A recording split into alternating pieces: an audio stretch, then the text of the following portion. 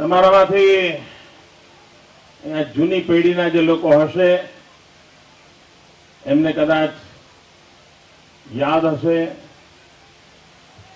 કે હું દર મહિને વટામણ આવતો હતો અને સ્કૂટર પર આવતો હતો.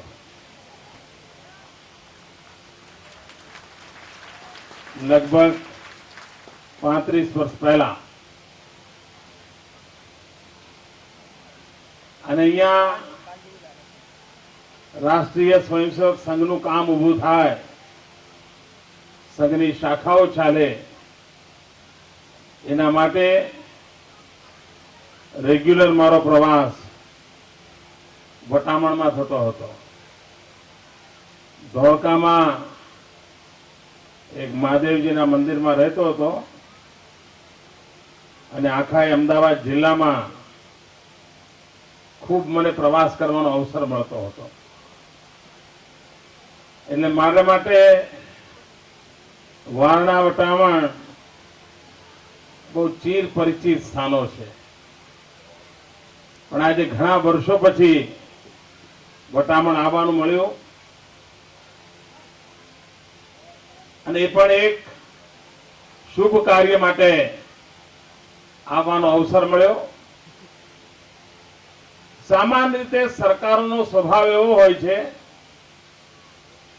આરંભે શુળા,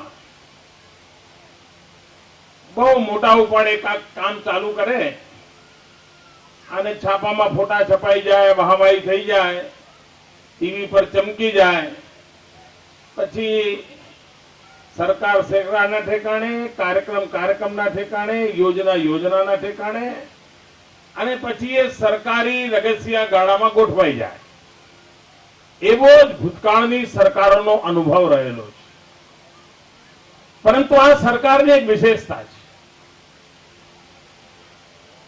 જ્યાં સુધી પૂરું મનોમંથન ન કરે, ચર્ચા વિચારણા ન કરે, સંબંધિત સૌ લોકોનો અભિપ્રાય ન જાણે, ત્યાં સુધી કોઈ કાર્યક્રમ કે યોજનાનો વિચાર નથી કરતી. અને એકવાર બધા સાથે ચર્ચા વિચારણા, વિચાર વિમર્શ કર્યા પછી બરાબર વિશ્વાસ બેસી જાય કે ભાઈ આ જ રસ્તો બરાબર છે, તો પછી આ સરકાર હિંમતપૂર્વક ડગ માંડે છે. અને એકવાર ડગ માંડે પછી ટીકા ટિપ્પણી થાય, પાણીમાંથી પોરા કાઢવાની લાખ કોશિશ થાય, તેમ છતાંય ડગ્યા વગર, થાક્યા વગર, ઝૂક્યા વગર પૂરી ધ્યેય નિષ્ઠા સાથે, મક્કમ નિર્ધાર સાથે, સમર્પણ ભાવથી એ કાર્યને પૂર્ણ કરવા માટે ખપી જાય છે. આ કન્યા કેળવણી અને શાળા પ્રવેશોત્સવ એનું ઉત્તમ ઉદાહરણ છે. 10 વર્ષ પહેલા જ્યારે આ યોજનાનો વિચાર કર્યો ત્યારે શરૂઆતમાં અમારા સાથીઓને પણ થયું હતું કે આ જૂન મહિનામાં ધૂમ ધકતો તાપ હોય, અરે ઉનાળાની રજાઓમાં તો આબુ જવાનું હોય, શિમલા જવાનું હોય, કુલુ મનાલી જવાનું હોય, આ ઉનાળાની અંદર 40-45 ડિગ્રી તાપમાનમાં બપોરના સમયે કેરીનો રસ ખાઈને નિરાંતે આરોટવાનું હોય, એના બદલે આ મુખ્યમંત્રી પોતે તો ધોમ ધકતા તાપમાં રજડે છે, અમને છપીને બેસવા નથી દેતા, અમને પણ રજડાવવા માટે મજબૂર કરે છે. કેટલાક એમ લગતા હતા કે જાણે કન્યા કેળવણી માટે નીકળ્યા એટલે જાણે સ્વિટ્ઝરલેન્ડ ફરવા ગયા હોય એમ ચોકઠા બનાવ્યા મારા નામના, કે આખું ગાંધીનગર ખાલી થઈ ગયું છે, સચિવાલય ખાલી થઈ ગયું છે. અરે ખાલી થઈને ગયું છે ક્યાં ભાઈ? અરે ગયું છે ગુજરાતના ગામડે, ગુજરાતના ગરીબ માનવીના ઘરે, ગયું છે ગુજરાતના સામાન્ય માનવીના સુખ દુઃખ પૂછવા માટે. અને 10 વર્ષ આ કઠોર તપસ્યા તપશ્ચર્યા કરી શા માટે? જો ભૂતકાળની સરકારોએ માત્ર રૂપિયા ખર્ચીને સંતોષ માનવાને બદલે બજેટ વાપરીને શાંતિથી સુઈ જવાને બદલે થોડું ધ્યાન આપ્યું હોત, સહેજ કાળજી લીધી હોત કે ભાઈ આ રૂપિયા જાય છે, માસ્તરો મુકાણા છે, નિશાળો ખુલી છે, આ ગામમાં છોકરા નિશાળમાં આવે છે કે નહીં, આની સહેજ જો પૂછપરછ કરી હોત તો મારે આજે આ ગયા 10 વર્ષથી જે કઠોર પરિશ્રમ કરવો પડે છે, આ ગામડા ગામડા ખૂંદવા જવું પડ્યું છે, એ ન જવું પડ્યું હોત. મારી શક્તિનો હું બીજો ઉપયોગ કરી શક્યો હોત. પણ ભૂતકાળની સરકારો માટે આ કામની પ્રાથમિકતા નહોતી. મહિનામાં 3 વાર દિલ્હી આટા મારવાનું એમને ફાવતું હતું, પણ ગુજરાતના ગામડામાં જઈને અહીંયા શિક્ષણની શું સ્થિતિ છે એ જોવા માટેની એમની ફુરસદ નહોતી. અરે કેટલાક સમાજના આગેવાનો રાજકીય રીતે મોટા મોભા પ્રાપ્ત કર્યા, પદ પ્રાપ્ત કર્યા, પરંતુ એમને ક્યારે વિચાર ન આવ્યો કે એમનો સમાજ જેમાં શિક્ષણનો અભાવ છે, એ જો સમાજમાં શિક્ષણ પહોંચાડીશું તો આપણો સમાજ 2-5 વર્ષે ઉભો થઈ જશે, જવાનિયાઓ ભણી ગણીને આગળ આવશે તો આખા સમાજને બદલી નાખશે. પણ આ નેતાઓનો સ્વાર્થ એવો હતો કે જો સમાજમાંથી કોઈ ભણી ગણીને આગળ આવ્યો તો અમારી દુકાનો બંધ થઈ જશે. અને એટલે આવા નેતાઓ પેદા થયા સમાજમાં કે જેમણે પોતાના સમાજની જવાન પેઢીને શિક્ષણથી વંચિત રહે એ દિશામાં કામો કર્યા, અને પરિણામે સમાજનો જે ગરીબ, પછાત, વંચિત, બક્ષીપંથનો, દલિત સમાજનો, આદિવાસી સમાજનો, માછીમાર સમાજનો ગરીબ માનવી આ પ્રગતિની રાહથી વંચિત રહી ગયો. ભાઈઓ બહેનો, આ સરકાર ગરીબોની બેલી છે. આ સરકાર વંચિતોના વિકાસને ભરેલી છે. આ સરકાર ગરીબી નીચે સબળતા, અંધશ્રદ્ધામાં ડૂબેલા, શિક્ષણના અભાવે મૂંઝવણ અનુભવતા સમાજના ઘરમાં માતા સરસ્વતીની પધરામણી કરવા માટે એક બીડું ઉઠાવ્યું છે. અને એના માટે ગયા 10 વર્ષથી દર ઉનાળાની અંદર ધોમ ધોકતા તાપમાં ગુજરાતના ગામડા આખી સરકાર ખૂંદે છે. મુખ્યમંત્રી હોય, મંત્રીઓ હોય, જિલ્લા પંચાયતના આગેવાનો હોય, તાલુકા પંચાયતના આગેવાનો હોય, લોકસભાના સભ્યો હોય, તાલુકા પંચાયતના સભ્યો હોય, ધારાસભ્યો હોય, ગામો ગામ એક જ વાત લઈને જાય છે કે આપણી દીકરીઓ ભણે, આપણા સંતાનો ભણે. શિક્ષકોને પ્રેરણા આપે છે કે ભાઈ આપણે આ બાળકોનું ભવિષ્ય બદલવાનું છે.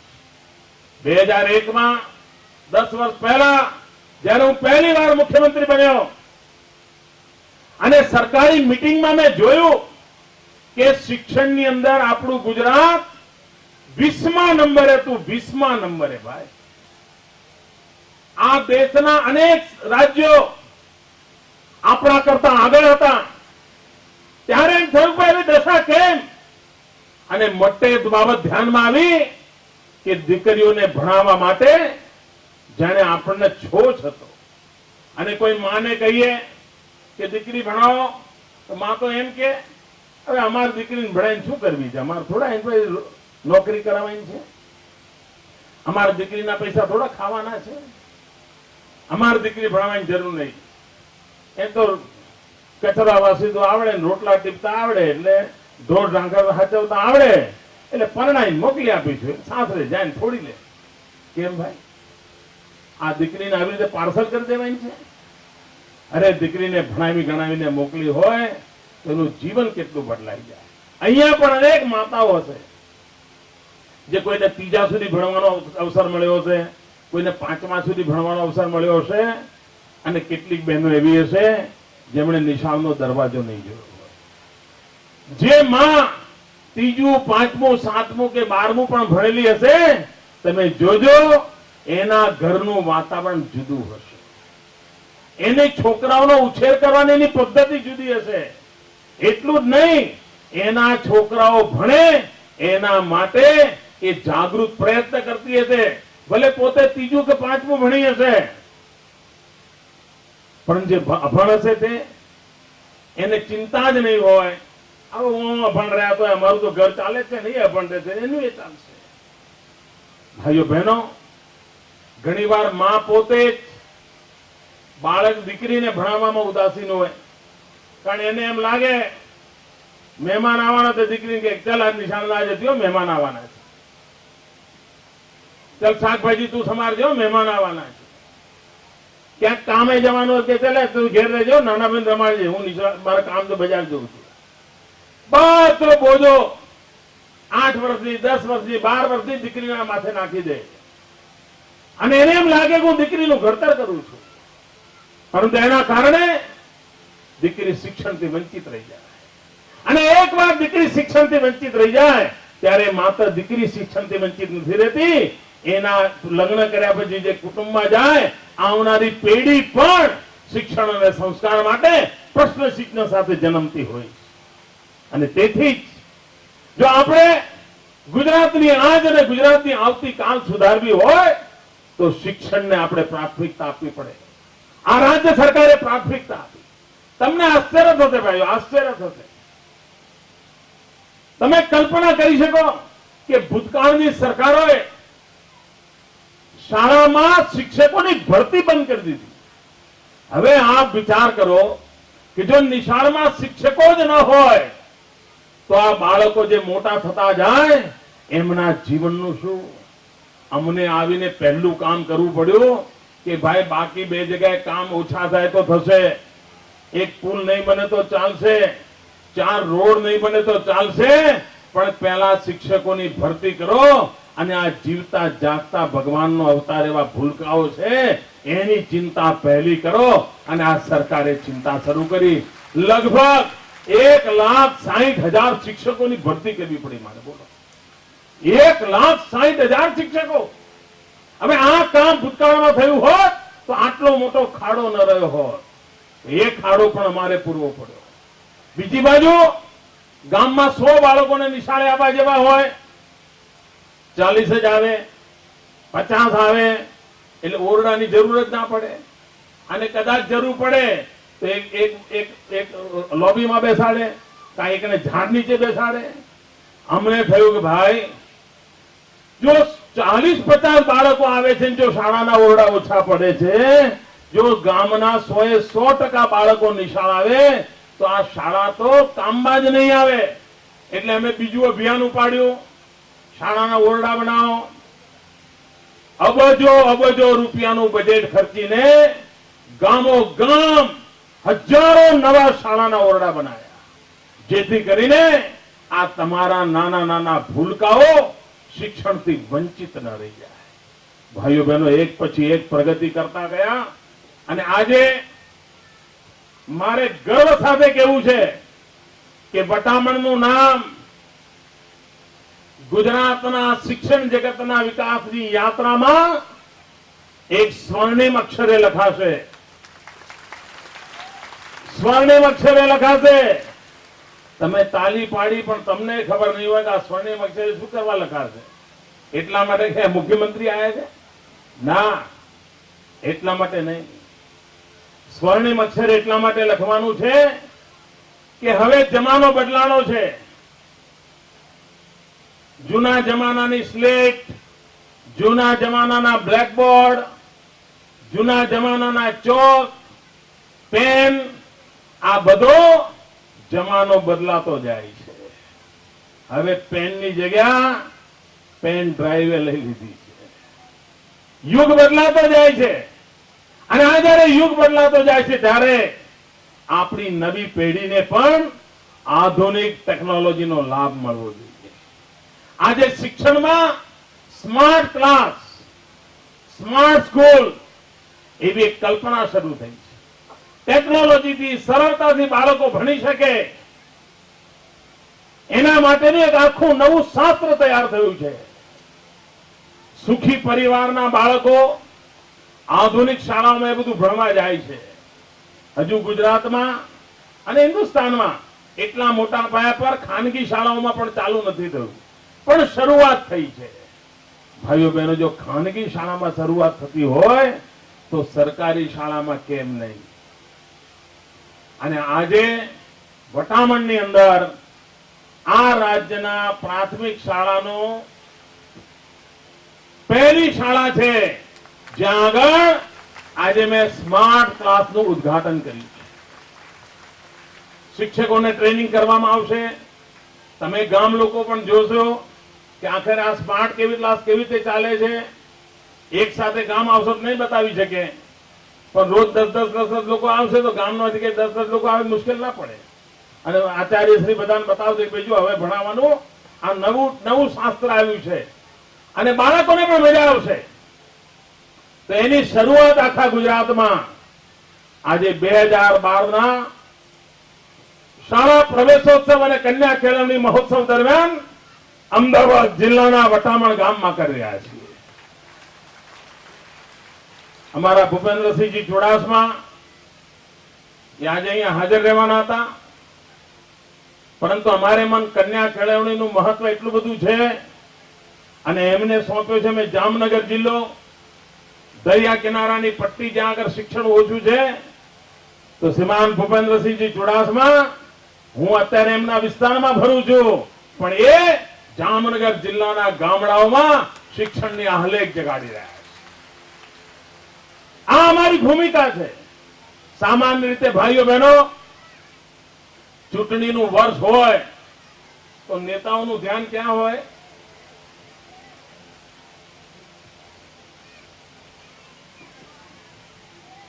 જેમ સુથારનું ધ્યાન આંબળ બાવળીએ હોય ને ભાઈ, એમ ચૂંટણીનું તો છે બધા કેમ ફોજો ફરે જતા રહે.